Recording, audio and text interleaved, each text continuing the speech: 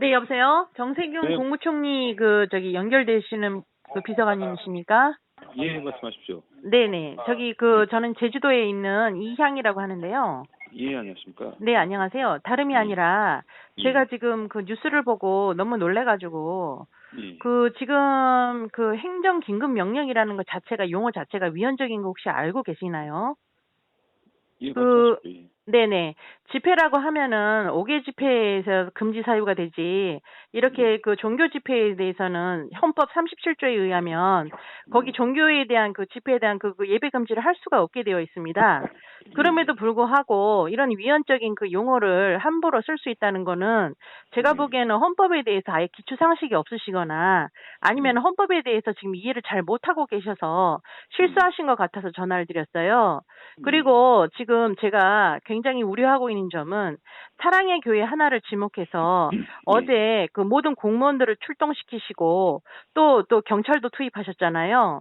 만일의 예, 사태에 대비한다 하는 부분들은 예, 그 예, 사태를 만들어내기 위한 저는 하나의 그런 쇼라고 봅니다. 왜냐하면 예, 모든 사람이 그런 상황에 있게 되면은 흥분을 하게 돼요. 예, 왜냐하면 나는 여기 그런 폭력적인 그런 말이나 행동이나 할 뜻이 없이 왔어도 경찰이 그렇게 바리케이트를 치고 예, 자기를 향해 있고 그리고 모든 기자가 그거에 대해 취재를 하러 온다고 생각을 하면 화가 안 예, 나는 사람이 있을까요? 저는요, 지금 예, 정세균 국무총리가 이 예, 국론을 분열시키고 예, 지금 문재인 정부에 대해서 굉장히 반감을 가지는데 일조를 하고 있다고 합니다. 예, 왜냐하면 지금 보시면요, 지금 긴급 행정명령이라고 해서 맨 처음에 모든 지금 언론이 교회가 맨 처음에 앞장서 있습니다. 교회가. 예, 교회를 뭐 일부 종교 예배 강행 이렇게 하잖아요. 그런데 예, 사실 한번 입장을 바꿔서 생각을 해보세요. 예, 교회에다가만 지금 강행이라고 말을 쓰시는데 그러면 예, 직장 출근 강행, 지하철 운행 강행, 그다음에 음식점 영업 강행, 그다음에 그 나이트클럽 운영 강행 이런 표현 안 쓰시잖아요. 콜센터 운영 강행 이런 말 안 쓰시잖아요. 예, 요양병원 운영 강행 이런 말 안 쓰시잖아요. 그런데 예, 그 특정 그 교회를 딱 지목을 해가지고 신천지는 교회에서 봤을 때는 그거는 기독교라고 치지를 않습니다. 그렇지만 예, 신천지랑 지금 교회를 같이 하나로 묶어가지고요. 예, 이렇게 하는 것은 저희들에 대한 굉장히 명예를 훼손하는 것이고 예, 그리고 지금 저희 어떤 국민의 국익을 위한다고 하셨는데 저희들 기본권 권리에 대한 침해가 더 크다고 저는 생각합니다. 이게 예, 지금 우리가 종교의 자유라는 그 기본권이라는 게 헌법에 30줄 명확히 기재되어 있음에도 불구하고 예, 이것을 긴급 명령이라고 하면은 이게 강제성을 띠게 되지 않겠습니까? 그리고 강제성을 띠게 되고 어쨌든 지금 법적인 조치를 취하고 구상권을 청구하겠다 그렇게 얘기를 하셨는데 그러면은 처음부터 그 막지 못했던 것에는 모든 원인을 지금 다 이쪽에다 뒤집어 씌우는 거라고밖에 생각이 안 돼요. 예, 그렇기 때문에 저는 정부가 만약에 국론을 이렇게 분열시키고 그리고 지금 모든 그 정부의 그 책임에 대해서 혼자 지금 자화자찬하고 있다고 저는 그거에 대해서는 절대 전 동의할 수가 없습니다. 처음 초기서부터 못 맞고 그 많은 복인자들이 퍼져 있는 건 사실이고요. 그리고 예, 지금 서울시 같은 경우에 보시면요. 지금 한 달 새에 2000% 이상이 늘어났어요. 맨 처음에 15명인가 300명 늘어난 거 아시죠? 대구에 예, 묻혀가지고 여기에 대해서는 퍼센테이지가 나오지도 않고 있습니다. 그리고 그 서울에서 그 종교인에 대한 발생 비율이 5.7%밖에 안 돼요. 사실. 예, 15명인가 밖에 안 나왔습니다. 확진자가. 그죠? 그렇게 예, 되면은 사실적으로 봤을 때 엄연히 이것은 공정하고 중립적으로 보도를 해야 되고 그리고 집행을 할 때는 미국처럼 만약에 전체 자가격리 아니면 프랑스처럼 전체 2주간 영업 정지라고 했었어야죠. 이렇게 해서 국가 재난 상태라고 했을 때는 기독교, 모든 그런 그 기독교인들이 이해를 합니다. 하지만은 지금 언론을 한번 보십시오. 뉴스 자막부터 모든 그 영상 화면 캡처 처리에 어느 교회가 나옵니까? 사랑의 교회가 나오지요. 그리고 신천지가 나옵니다. 그러면 이 두 개가 지금 기독교를 대표하는 데입니까? 아닙니다. 기독교를 대표하는 것이 아님에도 불구하고 그 영상을 쓰고 거기에 대해서 모든 기독교인들을 이렇게 지금 다 깔아 뭉기는 것은 엄연히 저희들의 기본권을 침해하는 것입니다. 저는 여기에 대해서 굉장히 지금 분노를 하고 있고요. 여기에 대해서 정세균 총리가 오늘 지금 법적인 대응을 하겠다고 하시는데 법적인 대응이 어느 근거에서 할 수 있는 건지 먼저 그걸 먼저 본인이 한번 체크를 해보셔야 된다고 생각합니다. 만약에 여기에 대해서 법적인 대응을 했을 경우에 저희 1200만 기독교인들이 가만히 있지 않을 것입니다. 왜 가만히 있지 않을 것이냐, 그거에 대해서는 제가 말씀을 드리겠습니다. 종교의 그런 어떤 기본권 침해를 감수해서라도 지금 코로나 바이러스를 잡고자 한다면 유흥업소도 먼저 단속을 하셨어야 돼요. 저희 그 시청에서 지금 밥 먹고 찍은 사진 올린 거 저희 봤습니다. 그 사람들 2m 간격 유지합니까? 마스크 하나 안 쓰고 소상공인 위안답시고 앉아가지고 축배를 들고 앉아있는데 저희 그 사진 보고 깜짝 놀랐습니다. 우리 보고는 2m 떨어져 앉아서 예배를 드려라 해놓고는 자기네들은 그렇게 마스크를 다 벗고 앉아가지고 그렇게 다닥다닥 붙어 앉아가지고 밥을 먹고 있는 모습을 어떻게 언론에다 내보이고 누구를 지금 조심하라고 지금 훈계를 할 수가 있습니까? 법적인 누구를 행정명령을 할 수가 있습니까? 이것은요, 모든 기독교인에 대한 정면 도전입니다, 지금. 도전일 뿐만 아니라, 우리 기독교인을 굉장히 지금 모욕을 주고 있는 것입니다.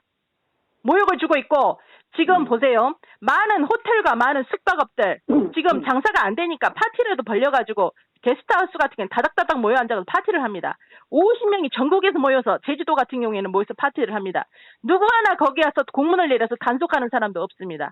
이런 행정적인 모든 사각지대에 있고 그 사람들도 먼저 단속해야 되는데 거기에 대해서는 뉴스 한 글자 안 나옵니다. 왜? 폭동이 일어날까 봐요. 그렇죠? 솔직하게 얘기해 보십시오. 폭동이 일어나지 않겠습니까?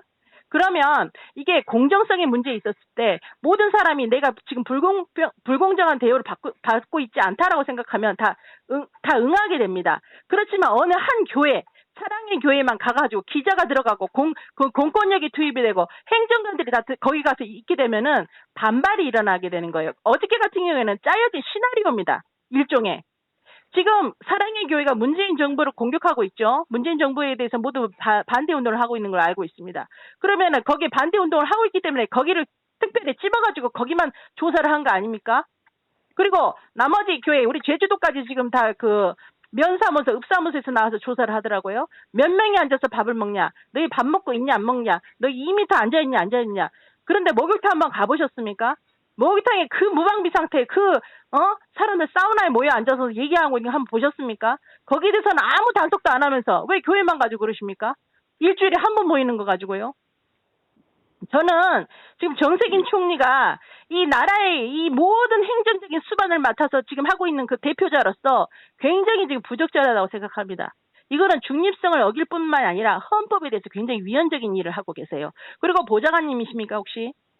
예, 말씀하십시오. 예, 보좌관님이시면 여기에 대해서 반드시 전달해 주셔야 됩니다. 이거 지금요, 굉장히 지금 분노를 하고 있습니다. 모든 기독교인들이 분노를 하고 있고, 지금 이렇게 강압적인 자세로 계속 나오신다고 하면요, 저희는 종교 탄압으로밖에 볼 수 없습니다. 지금 중국에서 어떻게 하고 있습니까? 교회를, 불을 태우고, 그 다음에 포크레인을 가져서 문들어버리고, 십자가를 불태우고 하고 있지 않습니까? 문재인 정부가 지금 중국에 대해서 굉장히 친중적인 노선을 걷고 있는데 저는 같은 맥락이라고 봅니다. 이렇게 되면 우리는 다 그렇게밖에 해석을 할 수가 없는 거예요. 아, 이제 앞으로 이렇게 가겠구나. 그러면은 기독교인들은 기독교인들은 예수 그리스도로 해서 목숨을 버릴 수 있는 순교의 각오가 되어 있습니다. 그렇게 되면은 앞으로 기대하셔야 될 건 뭘 기대하셔야냐? 순교의 각오로 지금 정세균 총리에 대해서 대항하고 맞설 것입니다. 이렇게 종교를 탄압하게 될 경우에는요. 그리고 어쨌든 가장 먼저 헌법을 수호하셔야 될 분이 헌법에 대해서 전혀 기초적인 지식 없이 지금 위헌적인 그런 용어를 남발하고 계시고 그걸 또 브리핑을 하고 그걸 또 언론에다 내보이고 기독교를 욕보이고 기독교에 대해서 어떤 심판을 하겠다. 우리는 마치 바이러스를 뿌리는 사람처럼 그렇게 보도를 하고 계시는데요. 가장 최초의 잘못은 행정실입니다. 정세균 총리입니다. 그리고 법무부 장관, 추미애 장관이고요. 왜 먼저 막지 못했습니까? 몽고 같은 경우에는 지금 요번에 최근에 확진자가 1명 나왔습니다. 1명. 프랑스인 1명. 처음 초기에 막았으면 이런 일이 없었을 텐데 이런 일이 여태까지 발생한 거예요. 자영업자들 지금 다 죽었습니다. 알고 계십니까? 저희 대출을 받기 위해서 제가 서 있었는데 3,000명이 앞에 있습니다. 3,000명이. 장사가 하나가 되지를 않아요. 이런 상태에서 이렇게 지금 국론을 분열을 시키고 이렇게 지금 자극적인 그런 모든 대응으로 인해서 지금 모든 그 책임을 다 회피하려고 하신다? 저희들은요 봤을 때 이분이 지금 굉장히 저는 존경하는 분으로 알고 있었습니다. 그래도 옛날에 기업인이셨고 나는 우리 참 기대를 하고 있었습니다. 그런데 같은 제가 기독교인으로서 여기에 대해서는 정말 동의를 할 수가 없습니다. 그리고 앞으로 이렇게 계속 기독교를 욕보이신다면은 이것은 정말 1200만 모든 기독교인들이 다 들고 일어설 것입니다. 거기에 대해서 정세균 총리는 반드시 그것을 알으셔야 되고 제가 마지막 그 일어서기 전에 지금 전화를 드리는 겁니다. 네, 알겠습니다. 저희 지금 굉장히 부당하고 있다는 거 이해를 좀 하셨습니까? 예, 무슨 말씀인지 알겠습니다. 네. 저희가 그 강행이라는 그런 용어도 빼주십시오. 그러면 지하철 운행 강행, 그 다음에 콜센터 운영 강행, 이런 걸 다 쓰셨어야죠. 지금 콜센터 운영하고 있지 않습니까? 그 콜센터에서 그런 많은 확진자가 나왔어도요. 그렇지 않습니까? 그런데 그런 말 안 쓰지 않습니까? 왜 기독교만 이렇게 차별을 하십니까? 분명히 얘기하셨잖아요. 차별과 혐오를 없애겠다고. 그런데 지금 차별과 혐오를 어느 단체에게, 특정 단체에게 하고 계시고 있지 않습니까? 그리고 자기를 비난한다고 해서 그 특정 단체를 꼬집어가지고 전체 기독교인이냐, 그렇게 보도하는 것도 옳지 못합니다. 제가 보기에는. 그리고 유흥업소 단속하시고 계시다고 하는데 유흥업소 단속한 기록이 없습니다. 지금. 어저께부터 그거 발표한다고 시작을 하셨는데 공무원들 안 돌아다닙니다. 저 다 보고 있습니다. 지금. 마스크 대책도 제대로 못 세우신 거에 대해서 책임을 지금 그 국민을 지금 참고 있어요. 아침 6시부터 줄 서가지고 9시에 번호표 받고 5시에 또 타러 가고 그 고생을 시켰으면 미안하지도 않습니까?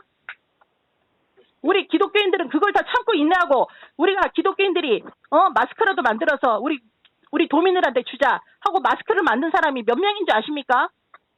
정세균 총리는 정말 지금 큰 실수를 하신 겁니다. 지금 기독교인들이 얼마나 정보를 돕기 위해서 마스크를 손수 만들어서 그것을 전달을 하고 그렇게 했는데요. 어떻게 이렇게 기독교 전체를 이렇게 지금 폄하하실 수가 있습니까? 국익에 해이가 된다고요? 국익에요? 우리가 국익에 해를 준 게 뭐가 있습니까 도대체? 정부가 다 잘못한 거죠. 엄밀하게 따져보십시오. 정부가 잘못한 겁니다. 저희 제주도에 언제까지 중국인들이 들어온 줄 아십니까? 지금도 들어오고 있어요. 사실. 우한 지역에서 어마어마하게 들어왔습니다. 6,500만 우한 국민들 한국에 들어왔을 때 뭐 하셨습니까? 아무것도 안 하시지 않았습니까? 그 사람들 가고 난 다음에 조사됩니까? 안 되죠? 그거에 대해서 책임을 전혀 통감하고 못 지게 한다면은 리더로서 자격이 없습니다. 특정 단체에 뒤집어 씌운다는 건 비겁한 행동입니다. 이거 당장 취하해 주시고요. 이거 사랑의 교회에 대해서 이거 언론 보도 정정해 주시고 이 사람들의 이 마음이 지금 그 교회 같은 경우는 참 이해가 됩니다. 자기 그 담임 목사님이 잡혀가 있는데 정부에 대해서 좋을 사람이 어디가 있겠습니까? 여기 안 나오겠습니까? 저희 아버지 어머니가 잡혀갔다고 생각해 보십시오. 그 사람들한테는 그 아버지입니다. 아버지. 그런데 그 교인들한테 가서 그렇게 상처를 주고요. 이거는 정말 어른으로서 절대 그렇게 해서는 행동을 안 됩니다. 그리고 모든 종교를 다 품어야 되고 모든 종교에 대해서 공평해야 되고 여디는 잘하고 이렇게 하는 것도 옳지 못합니다. 정치인은 그것이 기본 아닙니까? 자기에 대해서 반대하는 사람에 대해서도 손을 내밀어야 되는 게 정치인의 기본 아닙니까? 저는 정말 너무 실망스럽습니다. 이번에. 그리고 정세균 총리에 대해서 정말 지금 다시 보게 되고 문재인 정부에 대한 반감도 생겼습니다. 앞으로 이런 일이 계속되지 않도록 지금 보좌관님 꼭 좀 전달해 주시고 여기에 대해서 반드시 즉각적인 그런 시정명령을 내려주십시오. 예, 알겠습니다. 네, 꼭 좀 부탁드리겠습니다. 네, 소중한 의견 감사합니다. 예, 감사합니다.